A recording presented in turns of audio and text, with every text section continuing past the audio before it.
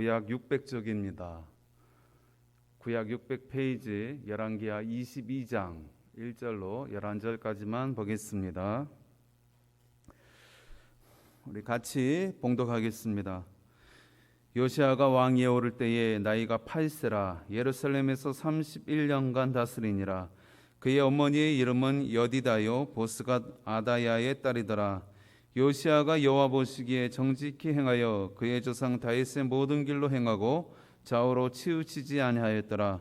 요시아 왕 18째 해에 왕이 무슬람의 손자 아살리아의 아들 서기관 사반을 여호와의 성전에 보내며 이르되 너는 대제사장 힐기야에게 올라가서 백성이 여호와의 성전에 드린 은 곧 문 지킨 자의 수납한 은을 계산하여 여호와의 성전을 맡은 감독자의 손에 넘겨 그들이 여호와의 성전에 있는 작업자에게 주어 성전에 부서진 것을 수리하게 하되 곧 목수와 건축자와 미장이에게 주게 하고 또 제목과 다듬은 돌을 사서 그 성전을 수리하게 하라.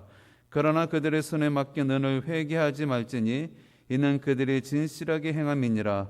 대제사장 힐기야가 서기관 사반에게 이르되 내가 여호와의 성전에서 율법책을 발견하였노라 하고 힐기야가 그 책을 사반에게 주니 사반이 읽으니라. 서기관 사반이 왕에게 돌아가서 보고하여 이르되 왕의 신복들이 성전에서 찾아낸 돈을 쏟아 여호와의 성전을 맡은 감독자의 손에 맡겼나이다 하고 또 서기관 사반이 왕에게 말하여 이르되 제사장 힐기야가 내게 책을 주더이다 하고 사반의 왕의 앞에서 읽음에 왕이 율법책의 말을 듣자 곧 그의 옷을 찢으니라. 아멘. 지난 수요일에 우리가 믿음의 아버지에서 악한 아들이 왕이 된 이야기, 즉 히스기야 밑에 므낫세에 관한 그러한 이야기를 잠시 앞장을 통하여 나누었습니다. 아시는 대로 히스기야는 믿음의 왕이었고 므낫세는 악한 왕으로 둘째가라면 서러워할 정도의 악한 그러한 왕이었습니다. 정반대의 삶을 살았죠. 그 이후로 오늘 우리가 살펴보지는 않았지만 그 21장 후반절에 보면 그 악한 므낫세의 아들 아몬에 대해서, 아몬의 통치에 대해서 잠시 나오게 되어집니다. 그 아몬도 아비와 함께 악한 왕이었습니다. 즉 우상 숭배하는 그러한 왕이었습니다. 그 이후에 등장하는 오늘 본문에 소개하는 왕이 바로 이 요시야 왕입니다. 이 요시야 왕은 8살의 나이에 유다의 왕의 자리에 올랐습니다. 그런데 이 요시야가 또 희한한 것은 그의 아비, 그의 할아버지가 믿음을 배반한 그런 악한 왕이었음에도 불구하고 선한 왕으로 하나님께 기억 대신 받은 그러한 왕으로, 믿음의 왕으로 세워지는 것을 오늘 보게 되어집니다. 참으로 희한하지요. 사람의 일은 참 두고 알 수 없는 것 같습니다. 어떤 왕은 그 아비가 믿음의 신실한 왕이었음에도 불구하고 악한 왕이 되고, 또 어떤 왕은 그 아비가 형편없는 불신앙의 왕이었음에도 불구하고 그 아들은 또 신실한 믿음의 왕이 되고, 참으로 알다가도 모를 그러한 일들인 것 같습니다. 어찌됐든 우리가 지난주에 나눈 대로 믿음이라고 하는 것은 각자 각자의 몫이라는 것입니다. 아비가 훌륭하다고 해서 그 아비의 믿음이 그 아들을 책임져 주는 것도 아니고, 또 그 아들이 아무리 훌륭하다 하더라도 또 그 아들 그 후손 손자에 가서 또 그 훌륭한 믿음이 대를 잇는 그러한 보장이 없더라는 것이죠. 각자 각자의 그 믿음 속에서 하나님의 분복을 누리는 것을 보게 되어지는 것입니다. 그런 의미에서 오늘 이 요시야는 참으로 열악한 환경 가운데, 그것도 어린 나이에 왕이 되었으니 뭘 알겠습니까? 아비의 믿음은 하나님으로부터 떠나 있는 믿음이요, 또 그 할아버지는 정말 악하기 짝이 없는 그러한 왕 밑에서 그가 자라났을 뿐만 아니라 어린 나이에 왕이 되었으니 어떤 본을 받아서 행할 수가 있었겠습니까? 그런데 이 요시야가 이 열왕기서하고 이 견주는 그러한 성경이 있죠. 역대서입니다. 역대상하서에 또 이렇게 잘 표현들이 되어 있는 것을 볼 수 있습니다. 거기 보면 이 요시야가 16세, 즉 왕이 돼서 8년이 지난 후에 하나님을 알기 시작하게 되는 것을 볼 수가 있습니다. 어린 나이에 아무것도 모르는 그 철부지 가운데에 유다의 왕으로 세움을 받았지만 그는 하나님의 알 길이 없었습니다. 더군다나 그의 조부 또 아버지가 성전에 관심이 없고 또 심지어는 주의 종들을 잡아 죽이는 그러한 무지몽매한 가운데에 이 요시야가 어린 나이에 왕이 됐으니 뭘 어떻게 하나님을 찾을 수 있는 방법이 있었겠습니까? 그러나 참으로 다행스러운 것은 8년이 지난 16세 소년 시절부터 사춘기 시절부터 그가 그의 조상들, 특별히 믿음에 대하여 신실했던 조상들의 그 믿음을 어렴풋이나마 더듬어 찾아가기 시작하더라는 것입니다. 그의 관심사가 믿음에 꽂히기 시작한 것입니다.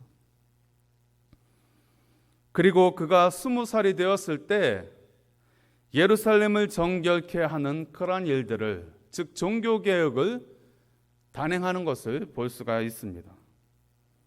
그것뿐만 아니라 오늘 본문 가운데 표현이 되어 있는 대로 그의 나이 26세 이 예루살렘 성전을 복원하는, 수리하는 그러한 일들을 시작하는 것을 볼 수가 있는 것입니다.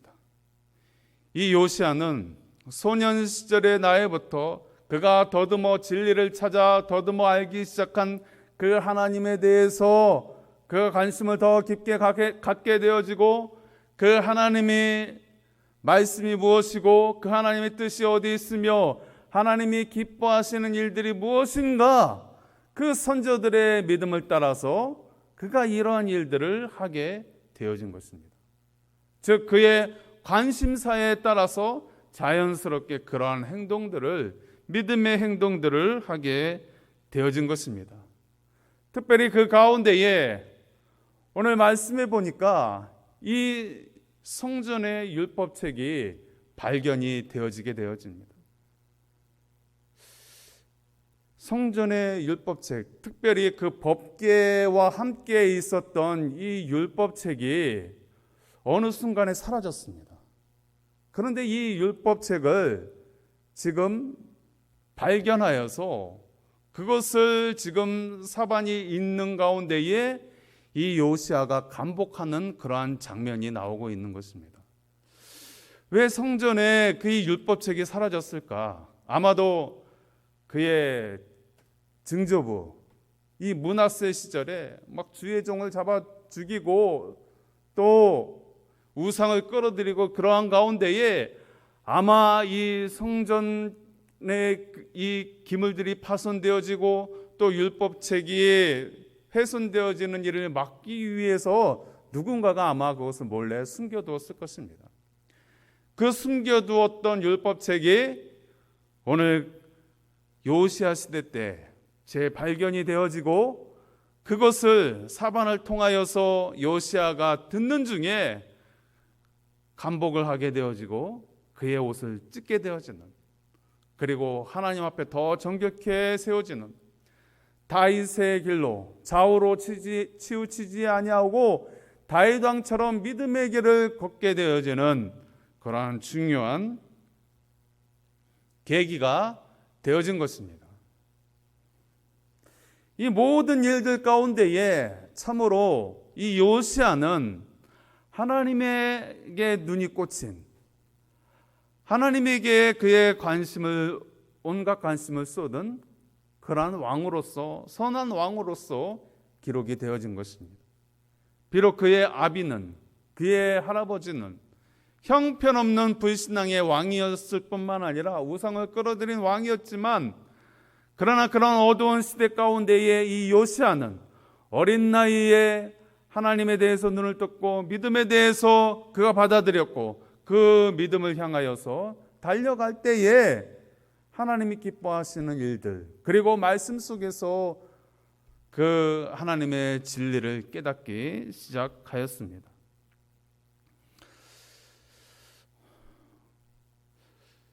오늘날 우리에게는 하나님을 찾을 수 있는 것들이 참으로 많이 있습니다. 우리가 정말 관심만 있다면 하나님을 알고 하나님을 깊이 알고 또 그 하나님의 뜻 가운데에 거하게 할 수 있는 방법과 길들이 너무나 잘 편리하게 되어 있습니다. 우리가 관심만 갖는다면 그 당시에 성경책이 오늘날처럼 이렇게 좋은 편집 이런 성경책이 있었겠습니까? 다 일일이 사본도 사람의 손으로 기록을 했을 것이고 또 귀했을 것입니다. 또 오늘날처럼 주의 종이 그렇게 많았겠습니까? 오늘날처럼 매체가 많아서 그 말씀들을 다양하게 들을 수 있는 기회가 있었겠습니까? 그럼에도 불구하고 관심을 기울이니까, 거기에 집중하니까 그 진리 대신 하나님을 만나게 되더라는 것입니다.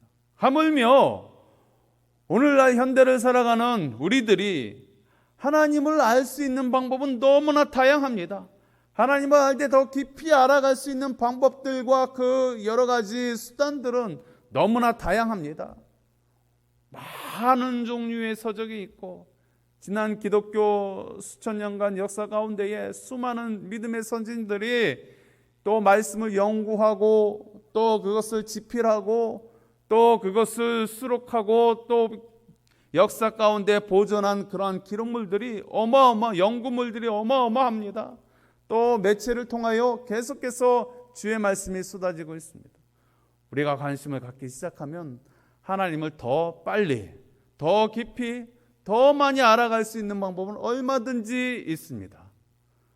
그러나 유감스럽게도 사람들은 하나님에 대하여, 진리에 대하여, 말씀에 관하여 별반 관심을 기울이지 않고 있습니다. 하나님보다도 더 매력적이고 더 훌륭한 것 같고 더 재미있고 더 기쁨을 줄 만한 것이 세상에는 널려 있다라고 착각을 합니다. 정말 그렇습니까? 잠깐 우리의 말초신경을 자극하고 우리의 오감을, 육감을 만족해 하는 것들은 이 세상에 다양하게 있는 것처럼 보여집니다. 그러나 그것이 얼마나 가겠습니까? 하나님이 주시는 기쁨, 하나님이 그 진리의 말씀 속에서 우러나오는 참 평안과 만족보다 더한 것이 세상에 있을까요? 없음에도 불구하고 사람들은 온갖 것들에, 잡다한 것들의 마음을 빼앗기면서 그렇게 살아갑니다. 거기에 뭔가 있을 것처럼. 마치 이 요시아의 아버지, 할아버지가 그렇게 우상을 탐닉하고 그 우상 속에서 만족을 누리려 했던 그런 모양처럼 오늘날도 많은 사람들이 하나님보다도 이 세상의 즐거움과 쾌락을 통하여서 뭔가 만족을 얻으려 하지만 그 만족이 결코 오래가지 못하다라는 것입니다. 결국은 공허함 가운데에 마치 어린아이가 부모를 잃어버린 어린아이처럼 엉엉 울고 있는 모습에, 그러한 모습이 현대인의 모습이라는 것입니다. 어린아이가 이 세상 문물을 바라볼 때에 그 어린아이의 시선으로 얼마나 세상에 좋은 것들이 많아 보입니까? 특별히 부모의 손을 잡고 놀이동산에 가서 수많은 놀이기구와 장난감들을 보면 그 어린아이가 눈이 뒤집히지요. 온갖 새로운 그런 놀이기구들, 장난감들이 자기의 눈앞에 펼쳐지는 그것에 정신이 팔려서 그만 부모의 손을 놓치고 맙니다. 한참 자기의 눈이 보기 좋은 대로 따라가고 만져보고 그러는 사이에 엄마의 손을 놓쳤다라는 것을 깨닫기 시작합니다. 부모가 자기의 시선에서 없다는 것을 알기 시작합니다. 그 순간 그 아이는 눈이 캄캄합니다. 그리고 울음을 터뜨리기 시작하는 것입니다. 조금 전까지만 해도 그의 눈에는 장난감이 눈에 들어왔고 또 놀이기구가 그의 눈을 사로잡았지만 막상 그의 부모가 자신의 시선에 지금 없다, 그의 곁에 없다라는 것을 깨닫는 그 순간에 눈앞이 캄캄해지는 것입니다. 그리고 그 아이는 울음을 터뜨리는 것입니다. 절망에 빠지는 것입니다. 마치 그와 같이 오늘날 현대를 살아가는 많은 사람들은 하나님을 떠나서, 하나님은 우리 각 신령 가운데에 하나님을 찾을 만한 그러한 마음을 주셨음에도 불구하고 이 세상의 온갖 향락과 좋은 것들을 따라가면서 거기에서 자신의 시선을 빼앗기고 마음을 빼앗기고 또 거기서 즐거움을 찾으려고 많은 것들에 기웃거리더라는 것입니다.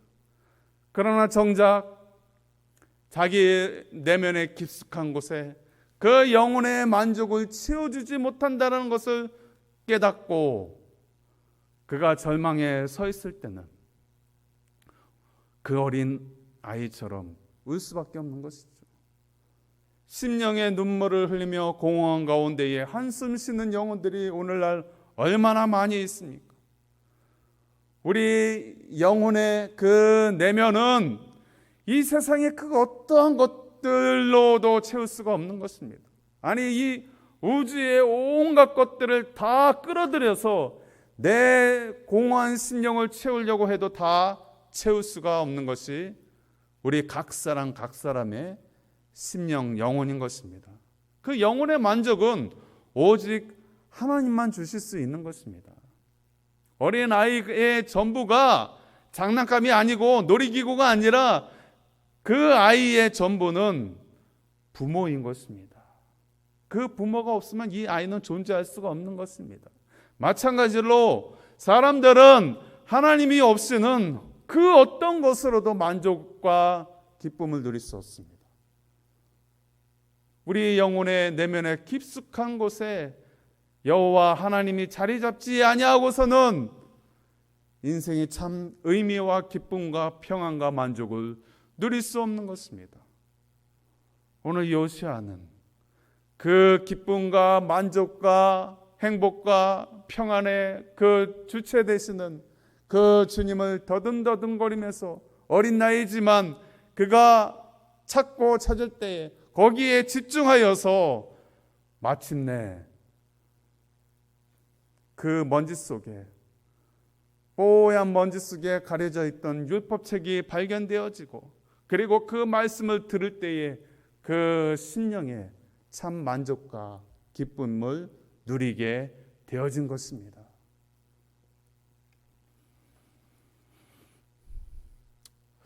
오늘날은 매체가 너무 다양해서 뭐 인터넷도 있고 또 TV도 있고 라디오도 있고 텔레비전도 있고, 요새 텔레비전은 그냥 옛날처럼 채널 몇 개가 있는 것이 아니라 수백 개, 수천 개의 채널이 존재합니다. 거기다 요새는 TV에도 유튜브도 나오고 또 요새 그 오징어 게임 뭐 전 세계 난리지 않습니까? 뭐 넷플릭스에 들어가면 전 세계 영화 드라마를 다 볼 수 있고 뭐 그 안에 들어가면 뭐 별게 다 있습니다.